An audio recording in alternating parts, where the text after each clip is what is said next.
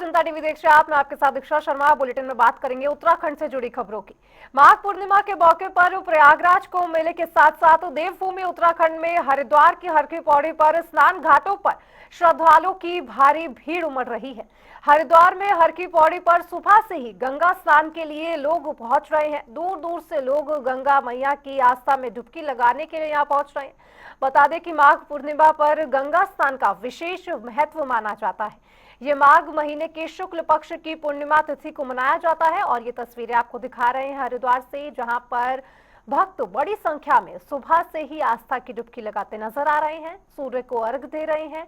आज का दिन काफी मायनों में अहम पावन पर्व की तरह मनाया जाता है। देश के कोने कोने से लोग यहाँ पर गंगा मैया में स्नान करने आते हैं।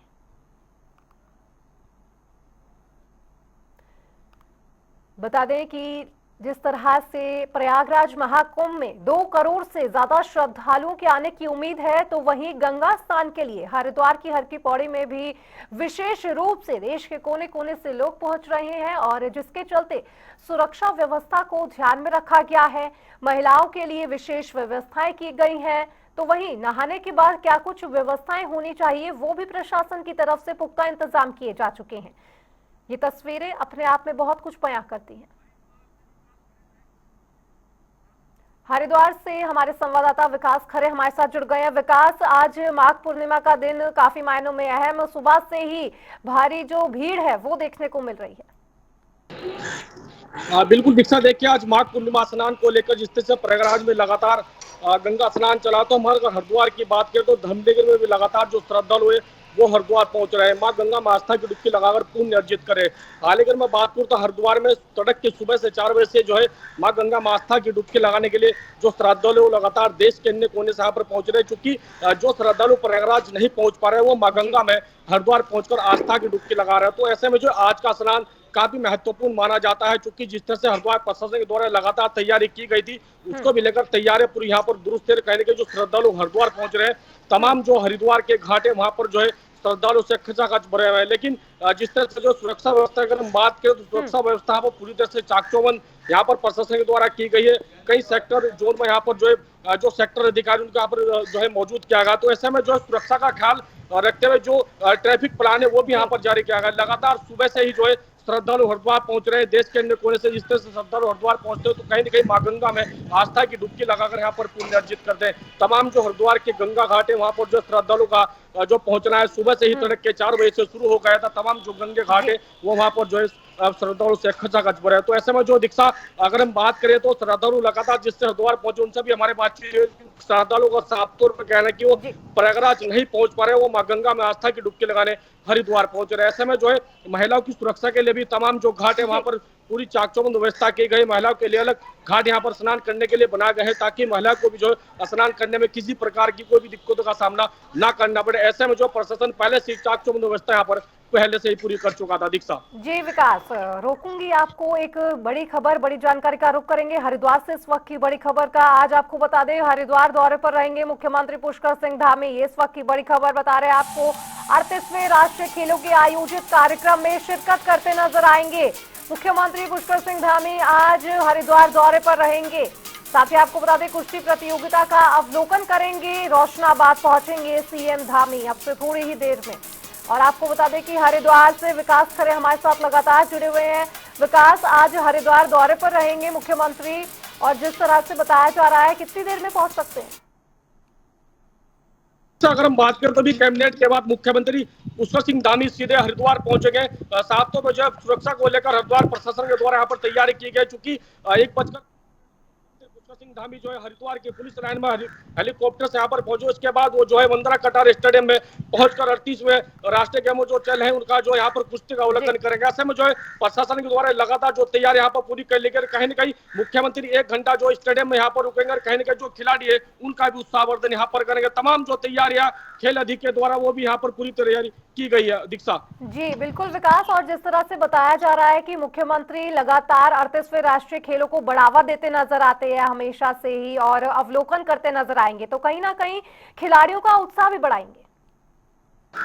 बिल्कुल दीक्षा, जिससे जो है पहली बार उत्तराखंड राष्ट्रीय खेलों की जो यहाँ पर मेजबानी करा, तो ऐसे में जो खिलाड़ियों की अगर हम बात करें तो उनमें काफी उत्साह यहाँ पर साफ तौर पे दिखाई दे रहा है, क्योंकि उत्तराखंड के जो खिलाड़ी हैं उनके द्वारा भी जो है गोल्ड मेडल यहाँ पर अर्जित किया गया है। तो ऐसे में जो है लगातार जो खिलाड़ी है वो भी कहीं ना कहीं उत्तराखंड प्रदेश का यहाँ पर मान बढ़ा रहे हैं। ऐसे में जो मुख्यमंत्री लगातार धरातल पर पहुंचकर स्टेडियम में जो है जो खिलाड़ी है उनका भी यहाँ पर उत्साहवर्धन करें। तो आज रोसड़ाबाद के स्टेडियम में जिस वक्त मुख्यमंत्री पहुंचेंगे तो कहीं ना कहीं खिलाड़ियों में साफ तौर पर यहाँ पर एक अलग ही जोश और जुनून यहाँ पर दिखाई दे रहा है, क्योंकि मुख्यमंत्री लगातार प्रदेश के अन्य जो राज्य है वहां पर लगातार स्टेडियम में पहुंच रहे हैं और लगभग जो खिलाड़ी है उनके साथ जो रहकर यहाँ पर जो है टाइम आप सेलेक्ट करें, तो ऐसे में जो है लगातार जो खिलाड़ी है उनका भी यहाँ पर उत्साहवर्धन करते हुए नजर आ रहे हैं। तो ऐसे में जो आज हरिद्वार मुख्यमंत्री पहुंचेंगे और कहीं न कहीं खिलाड़ियों से यहाँ पर मुलाकात करेंगे। 1 घंटे का पूरा यहाँ पर जो है मुख्यमंत्री पुष्कर सिंह धामी का रुकने का प्रोग्राम है, जिसके बाद मुख्यमंत्री देहरादून के लिए हेलीकॉप्टर से यहाँ पर रवाना हो जाएंगे। जी बिल्कुल विकास, और जिस तरह से 14 फरवरी की अगर बात करें, क्योंकि समापन समारोह का आयोजन होगा राष्ट्रीय खेलों का, उसमें भी गृह मंत्री अमित शाह शिरकत करते नजर आएंगे, तो उसको लेकर भी अधिकारियों संग चर्चा कर सकते हैं सीएम। बिल्कुल देखिए, अगर हम 14 फरवरी की बात करें तो जिस तरह से जो है समापन यहाँ पर 38वें राष्ट्रीय खेलों का यहाँ पर होने जा रहा है, तो ऐसे में जो है गृह मंत्री अमित शाह का भी जो उत्तराखंड यहाँ पर दौर आएगा और कहीं न कहीं मुख्यमंत्री पुष्कर सिंह धामी जो है हरिद्वार के अधिकारियों के साथ भी यहाँ पर बैठक कर सकते हैं। कहीं न कहीं जो तैयारियों का जांच है उसका भी यहाँ पर उनके साथ चर्चा कर सकते हैं। तो कहीं न कहीं प्रशासन के द्वारा भी या फिर उत्तराखंड सरकार के द्वारा भी गृह मंत्री अमित शाह के दौरे को लेकर लगातार यहाँ पर जो है तैयारियां की जा रही है, ताकि जो खेल है वो अच्छे से यहाँ पर समापन हो। ऐसे में जो खिलाड़ी हैं वो भी लगातार यहाँ पर उत्साहित नजर आ रहे हैं। दीक्षा जी, बहुत बहुत शुक्रिया विकास आपका इस तमाम जानकारी पर अपडेट साझा करने के लिए। आज मुख्यमंत्री धामी हरिद्वार दौरे पर रहेंगे और राष्ट्रीय खेलों के सम्मेलन में हिस्सा लेंगे। माघ पूर्णिमा के मौके पर प्रयागराज कुंभ मेले के साथ साथ देवभूमि उत्तराखंड में हरिद्वार हर की पौड़ी पर स्नान करने बड़ी संख्या में श्रद्धालु पहुंच रहे हैं।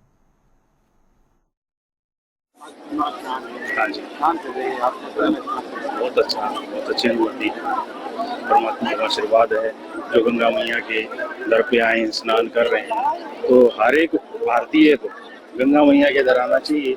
यही एक ऐसा मंदिर है जो 24 घंटे खुला रहता है। यहाँ पे ना तो कोई वीआईपी कल्चर है, अपने सत्कर्म की ओर आप बढ़ सकते हो। मैं यही संदेश देना चाहूंगा हर गंगे जय गंगा। आपने भी स्नान किया है, इस तरह का माहौल स्नान को लेकर श्रद्धालुओं का कितना उत्साह है? बहुत अच्छा है, हमेशा रहता है। मैं हर पूर्णिमा को आता हूँ, चाहे सर्दी है गर्मी है, देखते हैं श्रद्धालु आते हैं। ये पूर्णिमा का स्नान है और ये हर की पैड़ी हमारा हरिद्वार आए हुए हैं और हम नहान पे आए हुए हैं और हमें यहाँ पर बहुत अच्छा लगा और हाँ जी विशेष तौर से गंगा स्नान के लिए ही आए हैं। प्रयागराज की तो बात ही मत करिए, वहाँ पे तो आनंद ही आनंद है। अमृत स्नान इस टाइम चल रहा है और हम लोगों का इस वर्ष भाग्य में नहीं हो पाया है, जो कि हम रहने वाले रायबरेली से ही हैं, पर वहाँ पे नहीं जाके हम हरिद्वार गंगा स्नान करने आए हुए हैं। आज बहुत आनंद महसूस दे रहा है पूर्णिमा पर स्नान कर कर। जैसे प्रयागराज में स्नान चल रहा है तो हरिद्वार में भी बहुत ज़्यादा भीड़ है, बहुत ज़्यादा। आज मज़ा आ गया है हरिद्वार में स्नान करके, गंगा का स्नान किया हमने। हाँ जी, पूरी फैमिली के साथ आए हैं, रिश्तेदार भी आए हैं। प्रयागराज में बहुत ज़्यादा भीड़ देखने के कारण आजकल न्यूज़ में दिखाया जा रहा है, इसलिए हमने सोचा कि यहीं पे स्नान कर लेते हैं हरिद्वार में, क्योंकि यहीं से गंगा प्रयागराज जा रही है। तो उधर अयोध्या राम मंदिर के मुख्य पुजारी आचार्य सत्येंद्र दास जी के निधन पर संत समाज में शोक की लहर है और इस कड़ी में सीएम धामी ने सोशल मीडिया प्लेटफॉर्म एक्स पर पोस्ट कर दुख भी जताया है और लिखा कि संपूर्ण सेवा समाज के लिए एक अपूर्णीय क्षति है।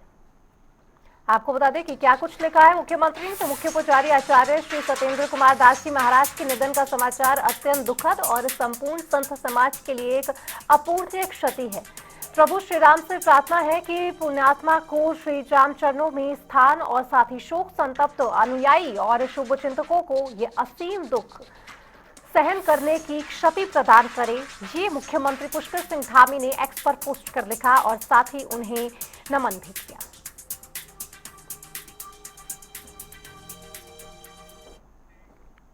तो वहीं मुख्यमंत्री पुष्कर सिंह धामी ने सोशल मीडिया प्लेटफॉर्म एक्स पर पोस्ट कर महान संत रविदास जी को नमन किया और क्या कुछ लिखा ये आपको बता देते हैं। मुख्यमंत्री ने लिखा, संपूर्ण विश्व को समानता भाईचारा का संदेश देने वाले महान समाज सुधारक संत शिरोमणि रविदास जी की जयंती पर कोटिशः नमन। अपने समाज में व्यापक असमानता और अंधविश्वास के खिलाफ न सिर्फ आवाज उठाई बल्कि जातिवाद और छुआछूत जैसी कुरीतियों को समाप्त करने के लिए अपना संपूर्ण जीवन समर्पित कर दिया। आपकी शिक्षाएं और कार्य समाज में एकता, सद्भावना और मानवता का मार्ग प्रशस्त करते रहेंगे। ये मुख्यमंत्री पुष्कर सिंह धामी ने एक्स पर पोस्ट कर नमन किया है।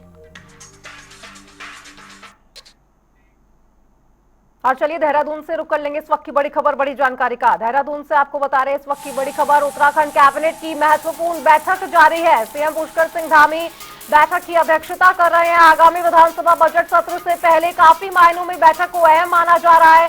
मंत्रिमंडल की बैठक पेपरलेस रजिस्ट्री और 2025 के बजट सत्र पर मुहर लग सकती है। भू कानून के प्रस्ताव पर भी चर्चा संभव है। आज की बैठक काफी मायनों में अहम। बजट सत्र आपको बता दें कि शुरू होने वाला है, उससे पहले ये मंत्रिमंडल की बैठक जहां पर सभी कैबिनेट मंत्री सचिवालय में मौजूद है। मुख्यमंत्री पुष्कर सिंह धामी कैबिनेट की महत्वपूर्ण बैठक में हिस्सा ले रहे हैं, अध्यक्षता करते नजर आ रहे हैं। साथ ही दिशा निर्देश और कई बड़े फैसलों पर आज मुहर लगती नजर आ सकती है। आगामी विधानसभा बजट सत्र को लेकर रणनीति तय हो सकती है। क्या कुछ बजट में देना चाहिए, भू कानून के प्रस्ताव पर आज चर्चा संभव है। बैठक जारी है, अहम विषयों पर फैसले लिए जाएंगे ताकि बजट सत्र के दौरान सरकार पेश कर सके कि किस तरह के फैसले आखिर लिए गए हैं। ये बड़ी जानकारी देहरादून से आपको बता रहे हैं। आज मुख्यमंत्री पुष्कर सिंह धामी की अध्यक्षता में बैठक लगातार जारी है और आपको बता दें कि जिस तरह से मंत्रिमंडल की बैठक होती है उसमें बजट सत्र से पहले कई ज्यादा मायनों में अहम हो जाती है। पेपरलेस इस बार की रजिस्ट्री और साथ ही 2025 के आगामी विकास को लेकर क्या कुछ विषयों पर सरकार फैसला लेगी, इस पर अंतिम मुहर भी लग सकती है। आपको बता दें कि बजट सत्र पर तारीखों का ऐलान हो सकता है कि आखिर कब होगा बजट सत्र, और इतना ही नहीं कई महत्वपूर्ण फैसलों पर भी चर्चा संभव है। बजट सत्र से पहले मंत्रिमंडल की बड़ी बैठक। और नवीन शुक्ला हमारे संवाददाता फोनों पर हमारे साथ जुड़ गए हैं। नवीन, जिस तरह से बताया जा रहा है मंत्रिमंडल की बैठक लगातार जारी है, भू कानून को लेकर चर्चा संभव है। जी दीक्षा, निश्चित तौर पर देखा जाए तो मुख्यमंत्री पुष्कर सिंह धामी की अध्यक्षता में आज कैबिनेट की महत्वपूर्ण बैठक है और तमाम जो प्रस्ताव है उस पर मुहर लगने की संभावना है। इसके साथ ही मैं बताना चाहूंगा कि आगामी 18 तारीख को उत्तराखंड का बजट सत्र है। उससे पहले जो कैबिनेट की बैठक है इसमें तमाम जो मुद्दे हैं उसको रखने का काम किया जाएगा। इसके साथ ही संशोधित भू कानून पर भी मंत्रिमंडल की मुहर लग सकती है और इसके साथ ही वित्तीय वर्ष 2025-26 के लिए जो बजट है, कितना बजट मद में रखा जाए, उत्तराखंड के मद में रखा जाए, इस पर भी चर्चा होने की संभावना है। साथ ही बैठक में जो योग नीति है उस पर भी चर्चा होने की संभावना है। साथ ही जो उत्तराखंड की चीनी मिलें हैं उसमें 123 पद जो मृतक कर्मचारी हैं उनके आश्रितों को देने को लेकर भी इस पर चर्चा हो सकती है। ऐसे तमाम चीजें हैं इस बैठक में चर्चा होने वाली है। हालांकि सबसे बड़ी बात यह है कि बैठक के बाद जो ब्रीफिंग है वह नहीं की जाएगी क्योंकि सत्र आहूत हो चुका है। सत्र 18 तारीख को होने वाला है, तो कहीं ना कहीं सिर्फ जो ये अनुमान लगाया जा रहा है कि इन तमाम चीजों पर चर्चा होने की संभावना है। साथ ही अगर परिवहन की बात की, रोड सेफ्टी पॉलिसी की बात करें तो उस पर भी चर्चा होने की संभावना है क्योंकि उत्तराखंड में आगामी दिनों में चारधाम यात्रा भी होने वाली है। तो इसको लेकर किस तरीके से रोड सेफ्टी किया जाए, जो यात्री आ रहे हैं उनकी सुरक्षा किस तरीके से की जाए, ऐसे तमाम मुद्दे हैं जिन पर चर्चा होने की संभावना है। जिस तरह से सबसे बड़े मुद्दे अगर देखे जाए तो देहरादून में, राज्य में यही रहते हैं कि रोड सेफ्टी किस तरह से होगी, तो वहीं हमने देखा कि किस तरह से सीएम ने ग्रीन उत्तराखंड की तरफ भी जोर दिया, यानी कि फ्री प्लास्टिक, उसको लेकर भी कोई मुहर लग सकती है फैसले पर। निश्चित तौर पर कहीं ना कहीं उत्तराखंड को साफ और सुथरा बनाने की जो मुहिम है वो लगातार चल रही है, चाहे राजधानी देहरादून की बात की जाए या फिर उत्तराखंड के बड़े शहरों की बात की जाए, तो लगातार प्रदेश सरकार इस पर भी ध्यान दे रही है। पॉलिथीन मुक्त जो अभियान है वो पिछले दिनों भी चल रहा था और इससे हम ठोस तरीके से काम जिस तरीके से किया जाए, इन सब चीजों को लेकर भी मंत्रिमंडल में चर्चा होने की संभावना है। जी नवीन जी, रीडेवलपमेंट नीति यहाँ पर सबसे महत्वपूर्ण यही है कि क्या रीडेवलपमेंट नीति पर मुहर लगेगी और क्या इस बार बजट में इजाफा होगा जैसे पिछली बार देखा गया था? कि निश्चित तौर पर कहीं ना कहीं क्योंकि वित्तीय वर्ष 2025-26 के लिए जो कैबिनेट की बैठक हो रही है, किस तरीके से किस मद में कितने विभाग हैं, उन्हें किस तरीके का बजट दिया जाए, इसको लेकर मंत्रिमंडल में चर्चा होने की संभावना है। और कहीं ना कहीं सबसे बड़ी बात यह है कि शिक्षा स्वास्थ्य की जो बात की जाए उसे और बेहतर करने की दिशा में आगे कैसे बढ़ा जाए, उससे भी उससे भी चर्चा होने की संभावना है। और कहीं ना कहीं सबसे बड़ी बात यह है कि उत्तराखंड में स्वास्थ्य व्यवस्था को दुरुस्त करने के लिए प्रदेश सरकार लगातार काम कर रही है, चाहे चिकित्सालयों की बात की जाए या फिर अन्य सुविधाओं की बात की जाए। तो चिकित्सालयों में सुविधा बढ़ाने को लेकर लगातार प्रदेश सरकार काम कर रही है। उत्तराखंड के तमाम ऐसे दूरस्थ क्षेत्र हैं जहां पर जो स्वास्थ्य की सुविधा है वो नहीं मिल पाती है, अब उसे और बेहतर कैसे किया जाए, इन सब चीजों को लेकर भी मंत्रिमंडल में चर्चा होने की संभावना जताई जा रही है। जी, बहुत बहुत शुक्रिया नवीन जी आपका इस तमाम जानकारी पर अपडेट साझा करने के लिए। देहरादून से आपको बड़ी खबर बता रहे थे, सीएम पुष्कर सिंह धामी की बैठक हो रही है, अध्यक्षता करते नजर आ रहे हैं। देखना होगा कि किन फैसलों पर मोहर लगती हुई नजर आएगी। बढ़ेंगे आगे। देहरादून से खबर है जहां पर निकाय चुनाव के बाद एक बार हैरान कर देने वाला मामला सामने आया है। नगर पंचायत अध्यक्ष पद पर नवनिर्वाचित जनप्रतिनिधि ने कुर्सी संभालने से इनकार कर दिया है और जिसको लेकर नवनिर्वाचित नगर पंचायत अध्यक्ष ने विरोध कर नाराजगी भी जताई है। उन्होंने कहा कि गैरसैंण में कोई स्थायी एसडीएम है ही नहीं, जब तक कोई एसडीएम नहीं आता है तब तक अपनी कुर्सी की जगह सेंट्रल पर बैठकर ही अपना काम करूंगा। कहीं कोई प्रशासनिक इकाई बनाई गई है तो निश्चित रूप से वहाँ पर प्रशासन या अधिकारी की नियुक्ति होनी भी चाहिए, लेकिन कांग्रेस जिस तरह से इसको लेकर के एक पूरे प्रदेश के नौटंकी करने की कोशिश कर रही है, ये गलत है। लेकिन मुझे लगता है भारतीय जनता पार्टी की सरकार और आदरणीय मुख्यमंत्री जी गैरसैंण को लेकर के बहुत सजग हैं और गैरसैंण के विकास के लिए हमारी सरकार की संकल्पित है, उसके लिए कार्य भी किया जा रहा है। इसलिए इस तरह के हथकंडे अपनाने की कांग्रेस वालों को जरूरत नहीं है। गैरसैंण में लंबे समय से एसडीएम और तहसीलदार जो स्थायी रूप से होने चाहिए थे नहीं हैं। यहाँ पर जो तहसीलदार और एसडीएम हैं वो कर्णप्रयाग से जो तहसील और एसडीएम हैं उनको अतिरिक्त प्रभार गैरसैंण का दिया गया है। कहने को तो गैरसैंण ग्रीष्मकालीन राजधानी है, लेकिन यहाँ पर उच्च अधिकारियों का ना होना साफ साफ दिखाता है कि सरकार गैरसैंण को लेकर कितनी संवेदनशील है। जब से मैंने पदभार ग्रहण किया है, शपथ 6 तारीख को हुई, तब से ही मैं कुर्सी के बगल में बैठकर अपने कार्यभार का निर्वहन कर रहा हूँ, क्योंकि मैंने जनता से वादा किया था कि मैं गैरसैंण में स्थायी एसडीएम और तहसीलदार की नियुक्ति तक अपनी कुर्सी पर नहीं बैठूंगा। और मैं जनता ने जो मुझे जिताकर भेजा है उस फैसले का सम्मान करते हुए उनके साथ किए हुए वादे को निभा रहा हूं।